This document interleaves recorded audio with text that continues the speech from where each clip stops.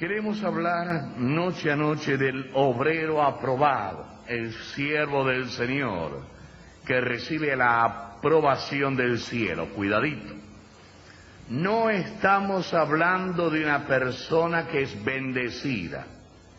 Estamos hablando de una persona que es aprobada. Y hay una diferencia radical entre quien recibe la bendición de Dios a quien recibe la bendición de Dios de aquel que recibe la aprobación de Dios. Dios bendice porque es parte de su naturaleza bendecir. Pablo puede decir: bendito sea el Dios y Padre nuestro, Padre del Señor Jesucristo, el cual nos ha bendecido con toda bendición en lugares celestiales. Y el Señor, así lo dice la Biblia, bendice a lindos y a feos, a gordos y a flacos, a buenos y a malos. Dice que su sol hace salir sobre justos e injustos, y que Él controla los ciclos de la siembra y de la siega. Dios es un Dios intrínsecamente de bendición, pero eso dista astronómicamente de la aprobación. Dios puede bendecir con diversos tipos de habilidades, manifestaciones y carismas, pesen las palabras, y al mismo tiempo no aprobar. Hay antecedentes bíblicos para hacer esta afirmación. Dios pudo bendecir a Saúl, pero no lo aprobó. Dios pudo bendecir el sacerdocio levítico y en muchas áreas no pudo aprobarlo. Dios bendijo a Israel, pero no aprobó a Israel. Dios bendijo a la iglesia de Éfeso, pero le reprendió. Dios bendijo a la Odisea y le advirtió que le iba a vomitar de su boca. Hay diferencia entre la bendición, con la cual solemos engolosinarnos, y la aprobación, que es lo que realmente cuenta porque es la firma en el cheque. Dentro del ministerio cristiano, el factor determinante no es el éxito, es la obediencia. Dios no me está llamando a mí a tener éxito y a congregar a muchedumbres y que mi nombre se imprima en la imprenta y se difunda por los medios de comunicación. De ninguna manera. Dios te llama a ti y me llama a mí a ser obedientes, a entender la naturaleza de su llamado, cuadrar mi vida conforme a su voluntad, someterme obedientemente a sus disposiciones y ver cómo viene su aprobación. La bendición puede ser manifiesta o puede no ser manifiesta. Es cosa secundaria. Pero el hecho importante en nuestras vidas como siervos del Señor es que seamos aprobados. Dentro de la estructura cristiana de nuestro tiempo se perfila un problema muy grave. Es el problema que se puede reducir quizá en un par de palabras y creo que van a ser elocuentes. Gracias, podemos ponerlo ahí arriba, eso es. Muy agradecido. Podemos reducirlo con dos palabras. Dentro de nuestras estructuras eclesiásticas, ministeriales, pastorales, misioneras, llámenla como las quieran llamar, abundan los autoimpulsados, los que se dan cuerda a sí mismos. Son gente quizá que por razón de temperamento, póngalo como lo quiera, se dan cuerda, y uso esa palabrita a sí mismos, y se meten donde nadie los llamó. Son entrometidos. Dios no los llamó. Ellos se han puesto en el camino por vaya a saber qué ínfulas, y son entrometidos. Son los autoimpulsados, que pudieran ser pastores como pudieran ser ingenieros o ladrones de banco o santos de un pedestal, da lo mismo. Por allí se dio la casualidad que eligieron el pastorado. son autoimpulsados. Cuidado con eso. Son profesionales de la religión. Dominan el vocabulario de la Biblia. Pueden oficiar elementos y rituales propios de la iglesia. Son autoimpulsados. Se han metido donde nadie los llamó. Tienen dotes y cualidades personales, pero son entrometidos. Si usted quiere ver un poquitito lo que el Espíritu Santo le guía a decir a Jeremías acerca de esto, vea con cuidado Jeremías capítulo 23. Yo no lo voy a leer, les doy solamente la cita.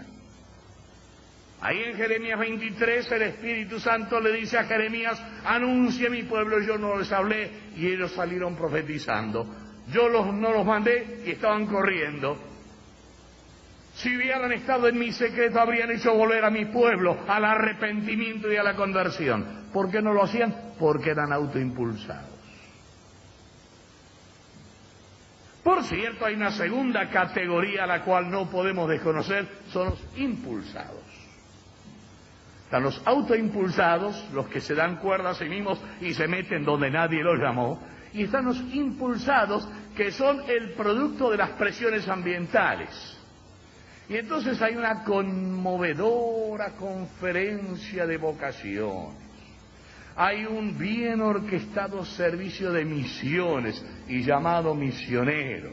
Hay coros que están perfectamente preparados para cantar los himnos adecuados y condicionados a las circunstancias. Viene un predicador que con emoción va a mover a esas muchedumbres. Se va a hacer un llamado a la consagración ministerial.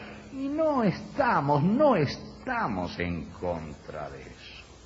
Si se hace legítima y sincera y transparentemente delante del Señor, enhorabuena. Pero ¿cuántas veces todo esto asume las características de un tipo de práctica u operación de mercadeo? Necesitamos tantas personas que vengan al frente para luego meterse en el seminario y justificar las inversiones para mantener la maquinaria andando. Es una tragedia.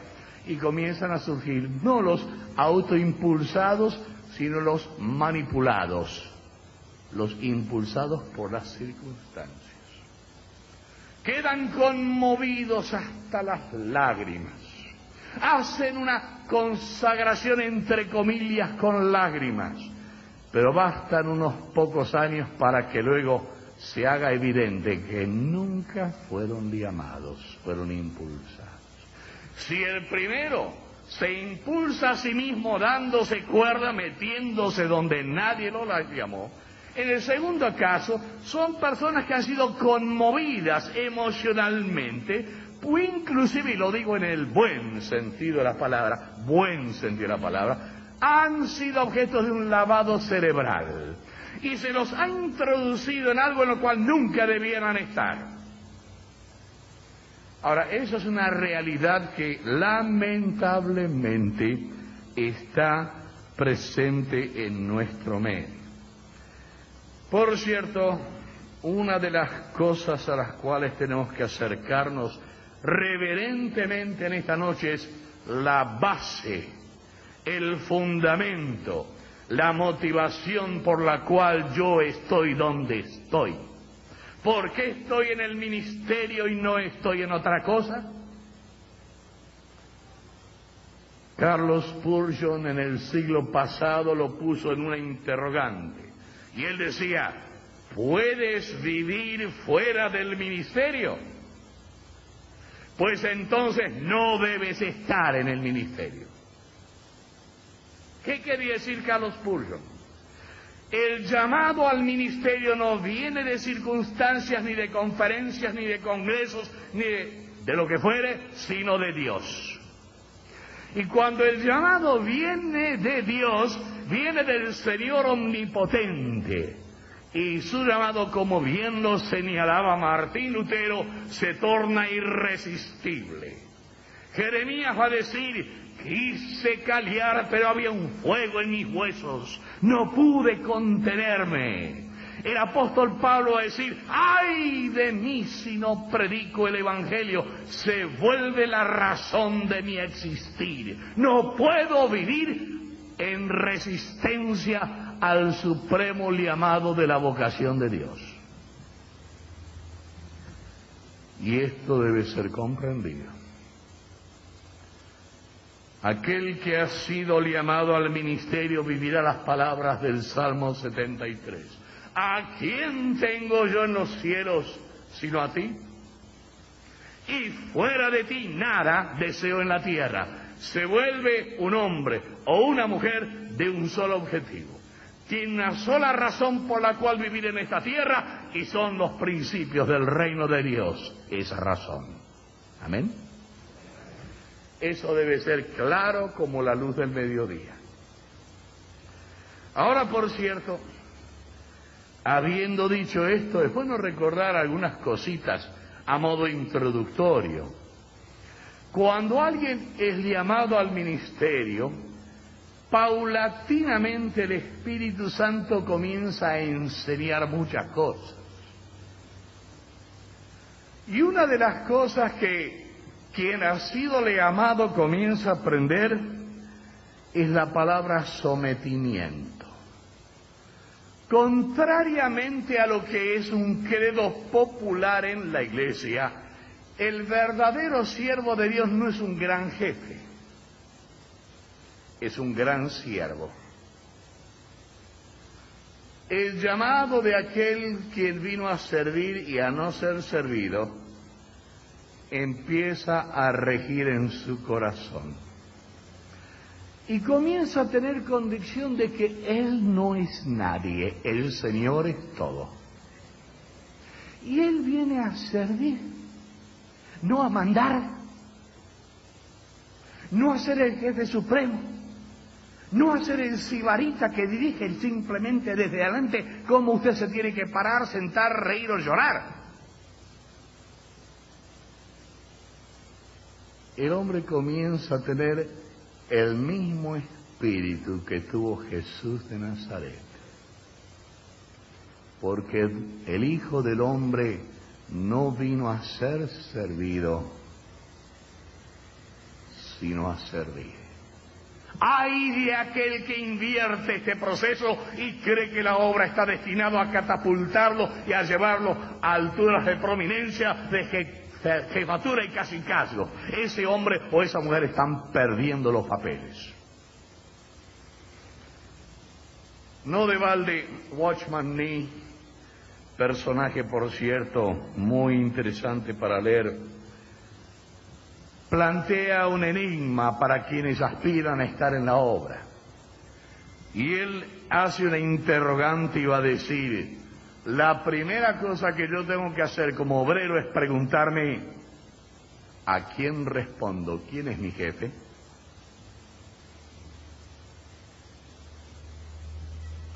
En otras palabras, este cristiano chino había descubierto que el principio del ministerio comienza con la obligación de someterse. Un santo varón de Dios, ya en la presencia del Señor, fue un teniente coronel del Ejército de Salvación, era peruano, nació en Ica, luego sirvió en el Ejército de Salvación. Tuve el placer, el privilegio, la bendición de conocerlo. Era un hombre de tez morena, bien oscuro el hombre. Sirvió al Señor hasta casi los 80 años de edad. Se convirtió cuando tenía 8. Y a los 80 dejó esta tierra a la patria celestial. Era un hombre lleno de anécdotas porque Dios lo usó como evangelista en el norte, en el sur, en el este, en el oeste y por todos lados. Y él siempre contaba algo que a mí me quedó muy grabado. Decía don Eduardo Palacín que al llegar a una iglesia había un pastor resentido. No sé si ustedes conocen pastores resentidos. ¿Hay pastores resentidos en el Perú? Este era un pastor resentido. Bueno, no sé que ustedes en el Perú no tienen pastores resentidos. Pero este era un pastor resentido. Entonces cuando llegó don Eduardo Palacín, este pastor logró distensionarse diciendo: mira, hermano Palacín, en esta iglesia me tienen de trapo de piso, me tienden de felpudo, me pasan por encima, nadie me respeta, yo no sé ya qué hacer. Diáconos y ancianos y consistorios creen que yo soy un siervo, un esclavo. Y don Eduardo Palacín, con lo único que blanco que tenía que eran los dientes, se sonreía. Hermanos, de gloria a Dios, está cumpliendo con su ministerio. Esa es la función ministerial. Que le pasen por encima, que lo tengan de felpudo.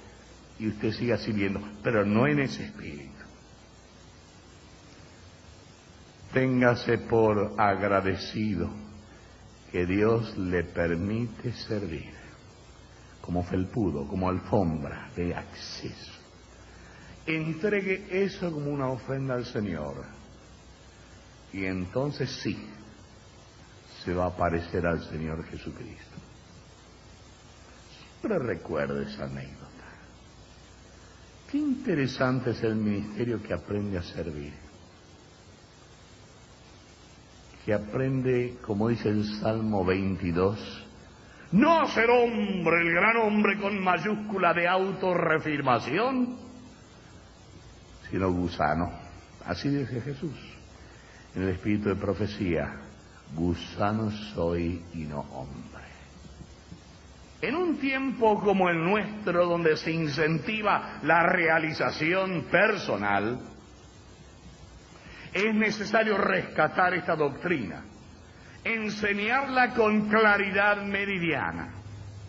Yo les confieso, este es un punto delicado, especialmente cuando el ministerio nos impulsa a asumir responsabilidades y empezamos a ganar cierta notoriedad. Lucifer, que está muy activo detrás del asunto, va a darle una inyección de reafirmación personal, va a tratar de sobarle el lomo para que usted se sienta importante y llevarle al mismo pecado luciferino de la exaltación personal. Eso es diabólico, y muchos son los obreros que han sucumbido bajo la presión de creerse superior a los demás. El obrero simplemente es un siervo de Jesucristo y un siervo de la iglesia de Jesucristo. Y eso es bueno recordarlo, porque estamos entrando al terreno del obrero, no bendecido, como dije hace un instante, sino aprobado.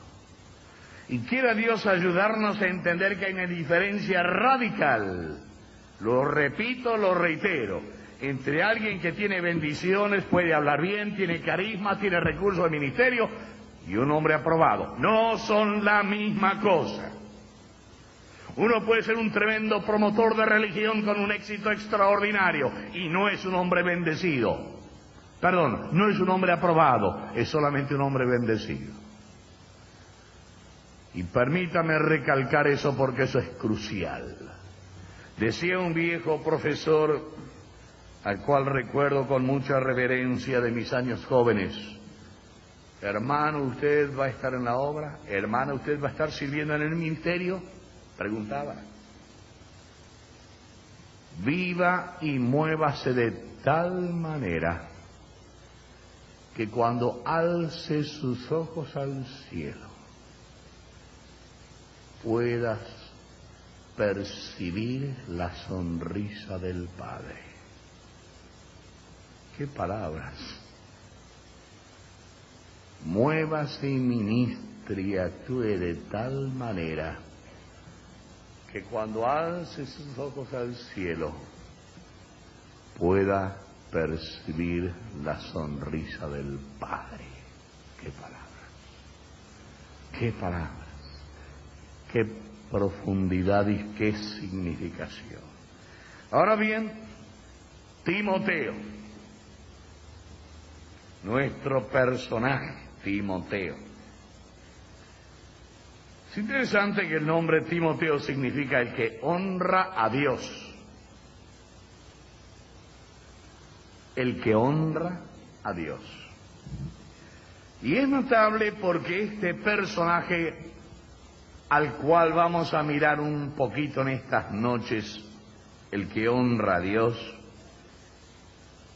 va a encarnar principios ministeriales que ruego al Espíritu Santo aplique a mi propia vida y a tu propia vida.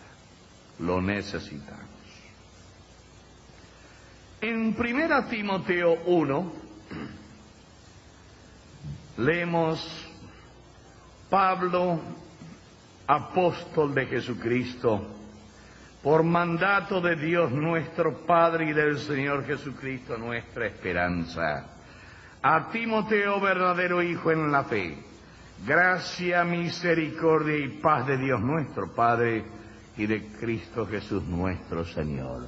Ahí comienza el basamento del ministerio de Timoteo. No dije de Pablo, dije de Timoteo. El origen del llamado de Timoteo parte de la escuela apostólica. O sea que no es un impulsado, no es un autoimpulsado, es alguien llamado. ¿Quién es que le llama? Pablo. ¿Saben lo que significa Pablo, verdad? Pequeño. Qué sintomático que sea. El pequeño llama al que honra a Dios. Si quieren tomar un poquitito las espiritualizaciones de las cuales yo no soy muy amigo, pero Pablo significa pequeño y Timoteo el que honra a Dios. Y el pequeño llama al que honra a Dios. Él es apóstol o apóstolos, él es el enviado. Por mandato, parangelo del griego, significa que tiene una comisión conminativa, obligatoria. Yo tuve que analizar esto en los originales, ir hacia en la documentación griega. Y la fuerza, por cierto, en los originales, que de los cuales me tengo que valer en lexicógrafo, es interesante porque cobra una fuerza tremenda. Pablo es alguien que recibe un mandamiento del Dios omnipotente y está siendo enviado a cumplir con una tarea. Y ese mandato está respaldado primerísimamente por un testimonio, el testimonio oral, que reconoce la soberanía del Padre y reconoce al Señor Jesucristo. Une ambos. Y si queremos comenzar a identificar la fuente del llamado, la base de la vocación de Timoteo, empezamos a darnos cuenta que Pablo comienza con sus credenciales en la invocación de Dios y de la persona de Jesucristo. No podemos separar uno de otro. El mundo está lleno de invocaciones de Dios y se olvidan de Jesucristo. Peligrosísimo. Nadie viene al Padre sino por mí. El que a mí viene entrará y saldrá y hallará pastos. Nunca separemos a Jesucristo de Dios el Padre y a Dios el Padre de Jesucristo. Jesucristo es la puerta y no hay otra alternativa en todo el mundo para llegar a Dios. El Evangelio es exclusivista. Y el testimonio paulino es claro en la unión entre el Padre y el Hijo. Y por cierto, esto debe ser recordado, el testimonio oral. Hay una segunda cosa que va a brindar autenticidad a la autoridad apostólica que llama a Timoteo, y es que Pablo tiene señales de apóstol.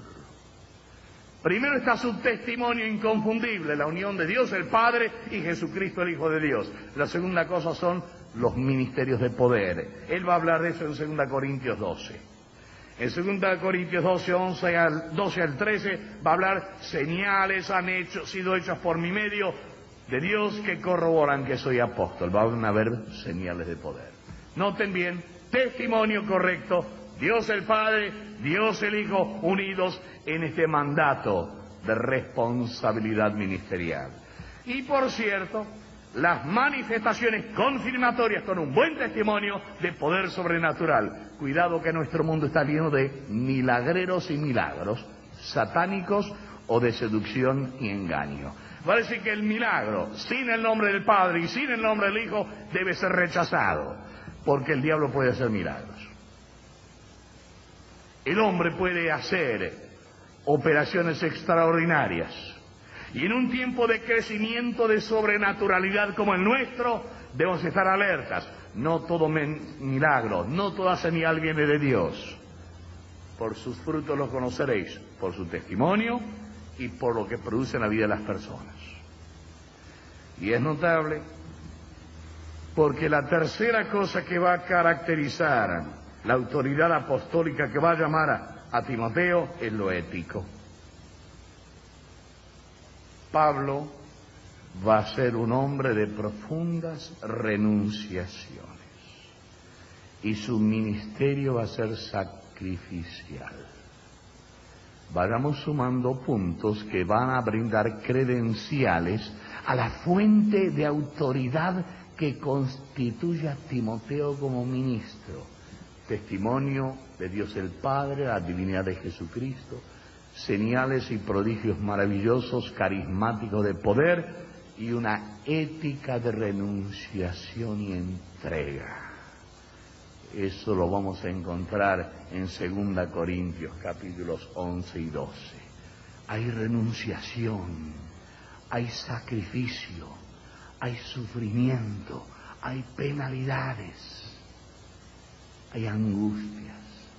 Y esto caracteriza lo que son credenciales de autoridad espiritual. Es de aquí de donde Timoteo recibe su llamado. Y es bueno recordarlo porque esto va a llevarnos ahora a la persona de Timoteo. Es llamado dentro de este encuadre que acabamos de presentar y confío que sea claro. Ahora, ¿qué es lo que descubrimos en cuanto al trasfondo de Timoteo? Sabemos que era joven. Ya 1 Timoteo 4, 11, 12 nos va a decir que Timoteo era joven. Hay algunos comentaristas que entienden que tendría quizá unos 20 años de edad, como Javier Cortázar más o menos. ¿No es cierto? Unos 20, 22, eso es. Era joven, era muchacho. Y claro, Pablo va a tener que decirle, nadie tenga en poco tu juventud. Ánimo, Javier. Era joven. Y esto hay que entenderlo, porque joven como era, veinteañero, Pablo le está haciendo ya algunos encargos que es como quien se pone un terno que le va muy grande. Tiene que asumir un rol, y aquí sí, de ordenar disciplina en la iglesia.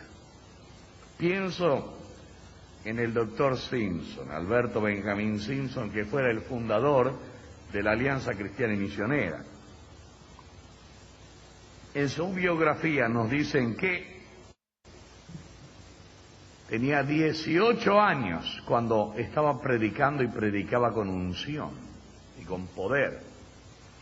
Pero el problema es que cuando llegaba a la iglesia, ¿y este chico qué hace acá? Había casi un rechazo tácito a don Alberto Benjamín Simpson porque era muchacho. Pero cuando ese muchacho se paraba atrás del púlpito, la unción de Dios descendía en forma tal que no había ninguna duda de que Dios estaba usando a este muchachito. Y es curioso como el factor edad, si bien tiene su gravitación, porque la tiene, no es necesariamente un factor determinante. Dios puede levantar hombres jóvenes con inusitada unción, no para que sean grandes jefes, sino para que sean grandes siervos. ungidos con un poder especial de servicio y ministerio. Era joven. No hay duda de que, y esto emana de 2 Timoteo, el capítulo 1, el versículo 5, que Timoteo tuvo la sana influencia materna. Sería lo materna. El padre era griego. Eso lo dice Hechos, capítulo 16, del versículo 1 en adelante. Vale decir que papá era griego, era gentil. Nada se nos dice del padre aparte de que era griego. No se nos dice si era piadoso, creyente o qué. Era un gentil, punto. Vale decir que no debe haber terciado mucho en asuntos espirituales. Pero la madre sí. Y la abuelita también. Es evidente que la mano que mece la cuna es la mano que mece al mundo. ¿Cuánto de bien puede hacer una madre piadosa y una abuela piadosa? ¡Qué bendición! Yo no sé cuál fue la costumbre, pero si usted va allí a 2 Timoteo capítulo 1 versículo 5, Pablo está diciendo, y lo leo, al acordarme, estoy en el 5, trayendo a la memoria la fe no fingida que hay en ti, la cual habitó primero en tu abuela Loida y en tu madre Eunice, y estoy seguro que en ti también. Qué lindo cuando las madres piadosas van formando una vida en su regazo. Y ese niño comienza a aprender: Padre nuestro que estás en los cielos, santificado sea tu nombre, vénganos tu reino. Qué lindo. Es una criatura. Jehová es mi pastor, nada me faltará. ¿Está pasando eso hoy día en nuestras familias? ¿O están viendo el Nintendo? ¿Cuántos hijos de creyentes están siendo intoxicados con la basura de la televisión? Y la madre no dedica nada para formar esa tierna planta en un crecimiento correcto, adecuado. Y entonces ya tenemos niños de 5 años. Conozco recientemente el caso de una niña de 5 años que estaba perdidamente enamorada de otro chiquillo de 5 años, y como el chiquillo no le correspondía, ella ya no quería vivir. Estaba mirando mucha televisión. Ahora usted calcule, son hijos de creyentes, gente que viene a la iglesia evangélica, con niños que ya están torcidos, porque están recibiendo información indebida de un mundo corrupto. ¿Qué están recibiendo tus hijos? Se están volviendo guerreros, conocen las leyes marciales, buscan ter cinta negra, quieren romperle la cabeza a todo el mundo. Ese es el niño que estamos teniendo en nuestro hogar cristiano que viene a la iglesia. Yo conozco familias que tienen ya creyentes desquiciados, que tienen hijos desquiciados. Lo he visto con mis ojos. Hijos que están mediatizados por la televisión. Porque usted le pregunta qué es San Juan 36, no tiene la menor idea. Ay, tengo idea que lo dijeron en la escuela dominical. Y los hijos en las familias cristianas están siendo distorsionadas por esto. Timoteo no tenía ese problema. Tuvo una abuela piadosa que se encargó de formar a su hija, y esa hija se encargó de formar a Timoteo. Y el nombre es interesante porque cuando nace Timoteo le dicen el que honra a Dios. Qué lindo. Qué lindo. Trasfondo de Timoteo. Cuando vamos a Hechos 16 encontramos otro factor. Resulta que se nos dice que Timoteo era discípulo. Ya era un muchacho, unos 20 años probablemente, y era discípulo. La palabra discípulo allá en Listra y Derbe, que eran las ciudades en las cuales él estaba y entre las cuales se movía, significa que su vida se estaba disciplinando. Lo he dicho muchas veces. Discípulo y disciplina provienen de la misma raíz. Así que Timoteo, con este trasfondo, por voto propio y decisión personal, entró por la vía de la disciplina cristiana. Y cuando Pablo llega a las ciudades de Listra y Derbe, escucha el nombre de Timoteo. Oye los comentarios. La gente habla de Timoteo. Muchacho, unos 20 años, pero hay que ver qué celo que tiene por las cosas de Dios. Qué servicial, qué abnegado, cómo ama al Señor y ama a la gente. No solo en Listra, sino también en la población vecina allí en Derbe. Tenía buen testimonio. Y Pablo oye, Timoteo, Timoteo, Timoteo. Y de momento que Pablo dice, bueno, ¿de quién es este Timoteo? Y le traen a este muchachito. Y cuando le traen a Timoteo, Pablo, evidentemente con el discernimiento que da el Espíritu Santo, probablemente pudo escuchar las mismas voces que escucharon otros antes que él. Instrumento escogido me es este. Y lo llama a Timoteo.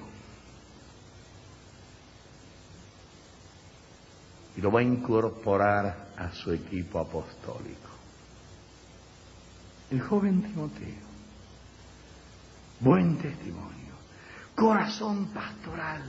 Él va a recibir luego esas palabras en 2 Timoteo 1:4, cuando Pablo está diciendo, 2 Timoteo 1:4, bailamos del primero a 2 Timoteo de paso, cuidado, 2 Timoteo 1:4, dice, al acordarme de tus lágrimas, siento deseo de verte para llenarme de gozo.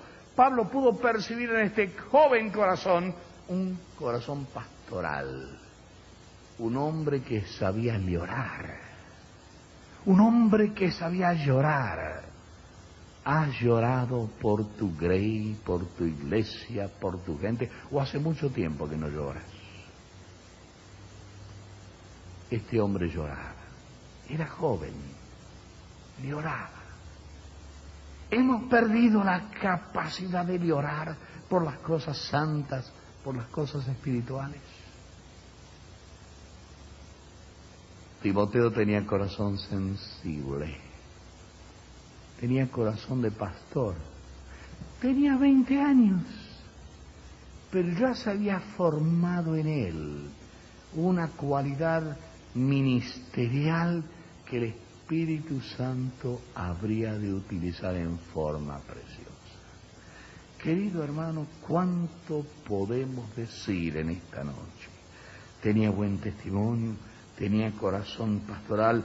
2 Timoteo 1:4 dice que tenía una fe auténtica, no una credulidad de tradición.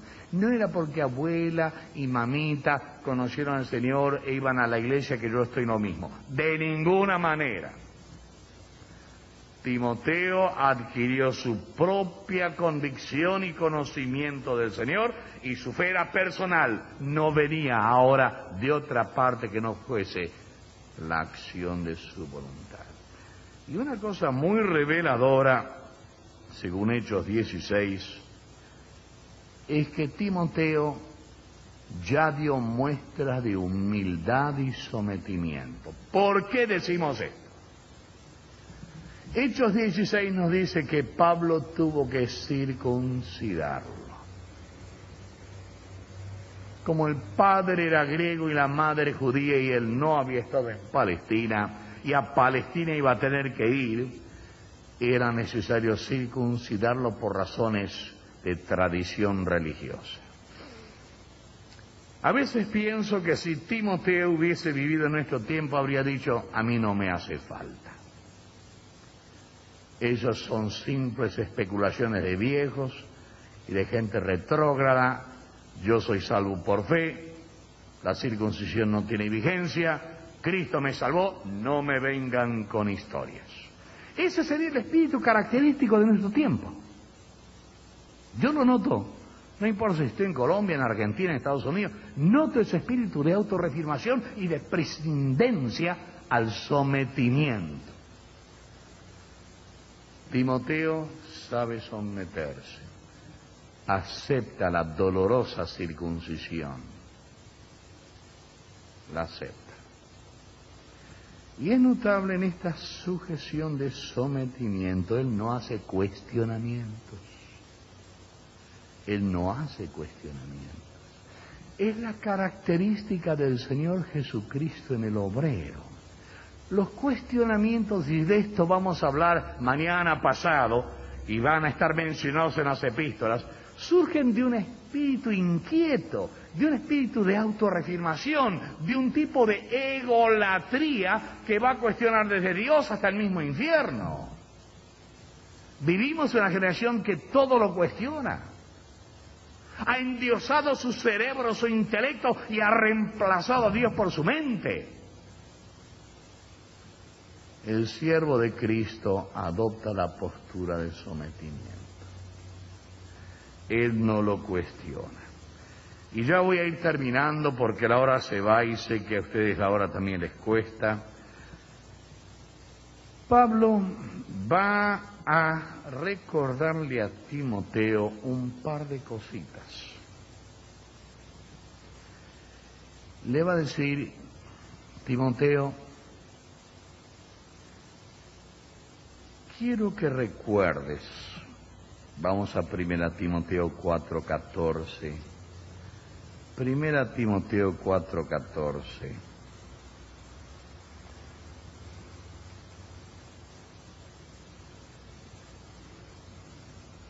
¿Qué dice?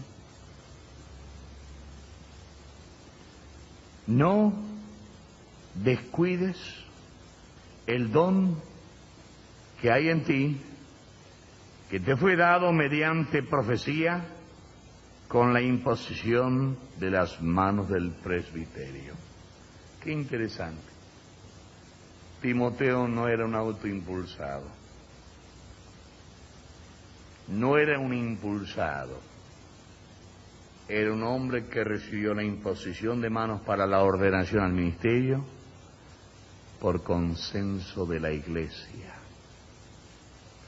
Y esto también hay que enfatizarlo en un tiempo como el nuestro, donde hay tantos bohemios, románticos y místicos, que se meten a ser predicadores salidos de ninguna parte ni con ningún respaldo de ordenación. No estoy hablando de estructuras eclesiásticas, estoy hablando de sujeción al cuerpo de Cristo.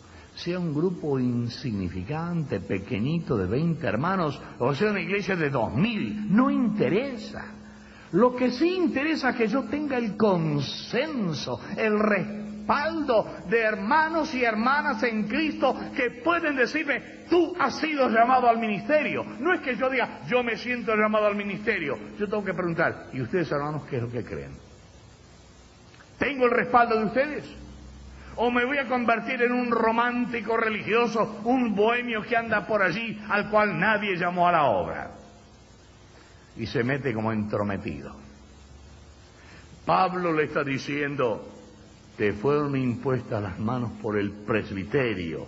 Los presbíteros eran aquellos que las iglesias elegían para representarles en un manejo de tipo presbiteriano. Y esa iglesia de manejo presbiteriano tuvo la convicción de que Timoteo era un hombre de Dios para Dios y al servicio de Dios, y le impuso las manos. No era un aventurero, era un hombre que tenía el consenso de la congregación.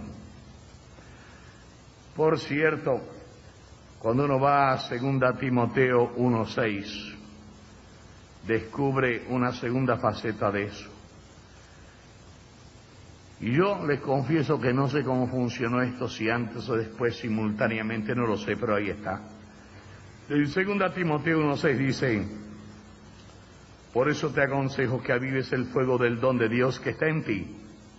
¿Por la imposición de qué? De mis manos.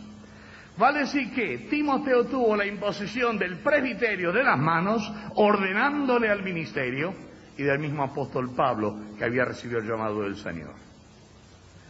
¿Cuáles son mis credenciales? ¿Cuál es el fundamento de mi acción ministerial? ¿Surge de una convicción espiritual? Es correcto que así sea. ¿Tiene el respaldo de la iglesia a la que pertenezco? Así debe ser. puedo contar con el respaldo espiritual. Hablemos de imposición de manos porque eso hablaba de ordenación ministerial. Así debe ser. Aquí comienza el ministerio del apóstol Pablo, del siervo, del vicario del apóstol Pablo, porque Timoteo fue vicario apostólico de paso. Y son muchos los comentaristas que cuando hablan de Timoteo lo llaman vicario apostólico, en lugar del apóstol. Va a servir como personero del apóstol.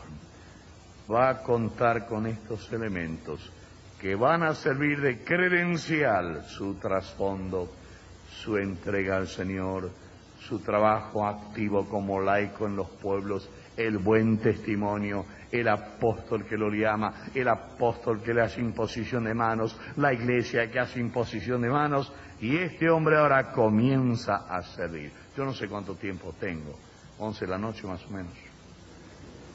Voy a terminar entonces lo que tengo aquí. Les aseguro que vamos a llegar rapidito. Es curioso, y esto sí les prometo va a ser la última faceta de nuestro análisis en esta noche, que cuando Pablo dirige su epístola o sus epístolas a Timoteo, hay un poco de incertidumbre de cuándo fue que él escribió estas cartas, si fue el 64, 65 después de Cristo. Se cree que fue entre dos encarcelamientos del apóstol, no hay mucha seguridad. Pero dejando de lado aspectos técnicos, es interesante la salutación que Pablo hace a Timoteo. Ustedes han notado que cuando Pablo dirige sus epístolas a las iglesias, suele decir gracia y paz de Dios nuestro Padre y Jesucristo su Hijo, a vosotros que estáis en Corinto, Filipos, Tesalónica, etcétera, etcétera, etcétera. Pero note que ahora Pablo está dirigiendo su carta ¿a quién? A un consiervo. Y le dice gracia, misericordia y paz.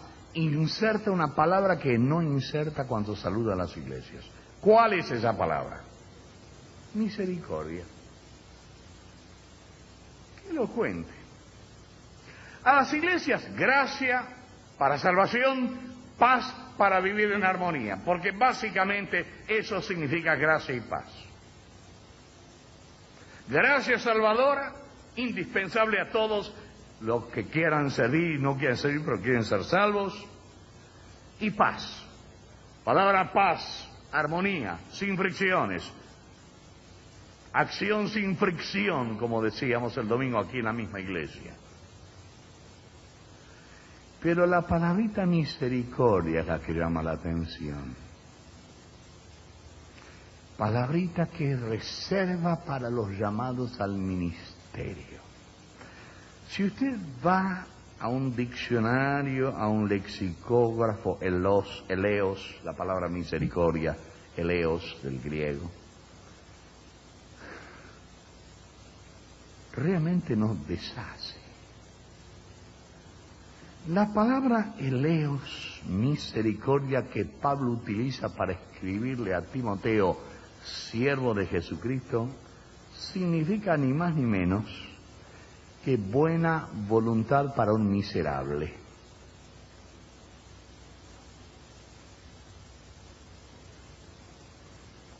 Buena voluntad para un miserable. Dádiva a un pordiosero. Asistencia a un postrado. Vale decir que cuando Pablo mira a Timoteo como siervo, le está diciendo, eres un miserable, eres un pordiosero y estás postrado. ¿Qué tal? ¿Quiere estar en la obra?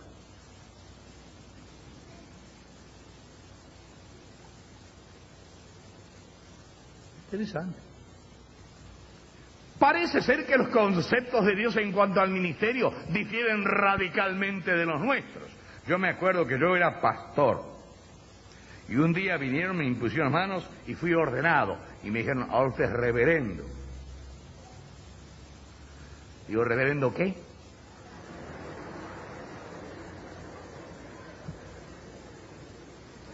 Más tarde me dieron unos títulos honoríficos y me dieron reverendo doctor, y yo, ¿y eso para qué sirve?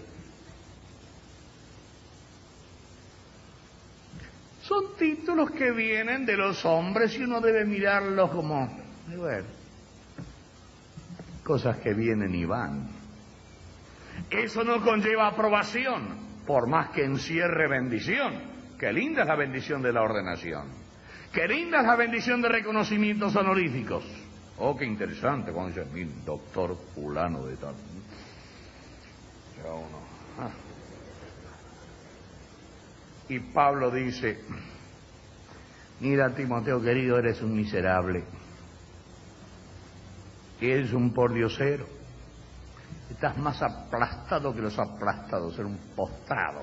Así que vas a necesitar toda la misericordia del cielo.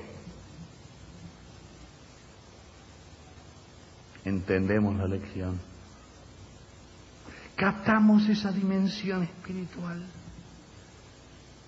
Gracia para ser salvos, el caris, don inmerecido, y lo que aporta también, algunos dirán el garbo, el gozo y el encanto.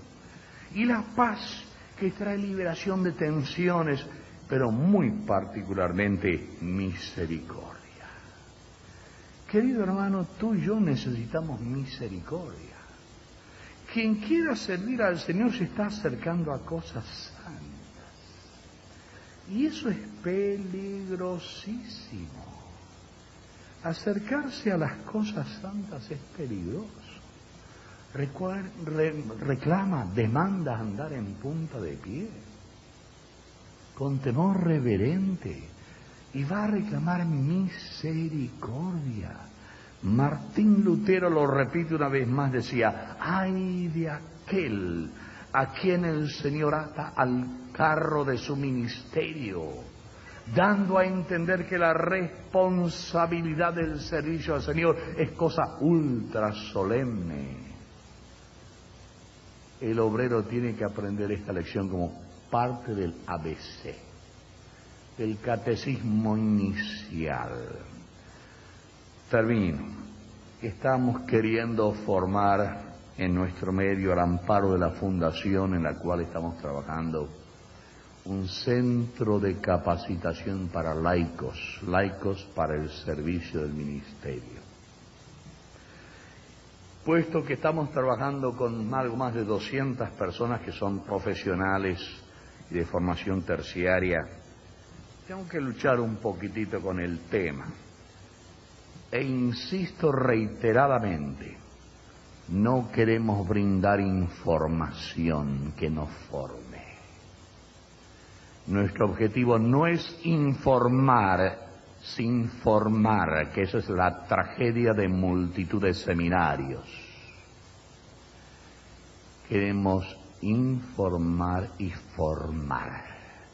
Y nos resulta mucho más importante que sean formados para que luego sean informados. Porque gente informada sin formación va a producir deformación. Y tenemos demasiados deformantes metidos en la obra que han sido informados sin ser formados y terminan muchos de ellos siendo herejes. Formar. Que nuestro centro de capacitación, y cuando usted está hablando con 10, 15 médicos, 2 o 3 abogados, 4 o 5 ingenieros, gente que tiene que ver, un general, gente que tiene que ver con ese tipo de calibre, no es fácil hacerles entender que lo que necesitamos no es una ilustración intelectual, sino una formación espiritual. ¿Amén? Es básico. Lo primero en el ministerio es el carácter, no es la capacidad. Lo primero en el ministerio no es la capacidad, es el carácter.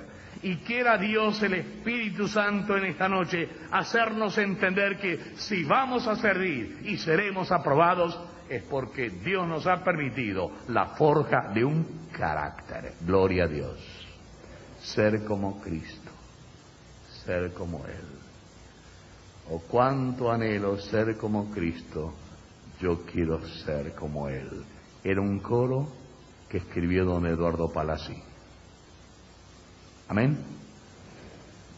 Dios les bendiga. Vamos a orar. Gracias, gracias por Jesús de Nazaret, manso y humilde de corazón, Rey de reyes y Señor de señores, siervo de siervos, humilde y quebrantado. Señor, te adoramos. Examina tú mi corazón. Ayúdame a entender estas disposiciones ministeriales.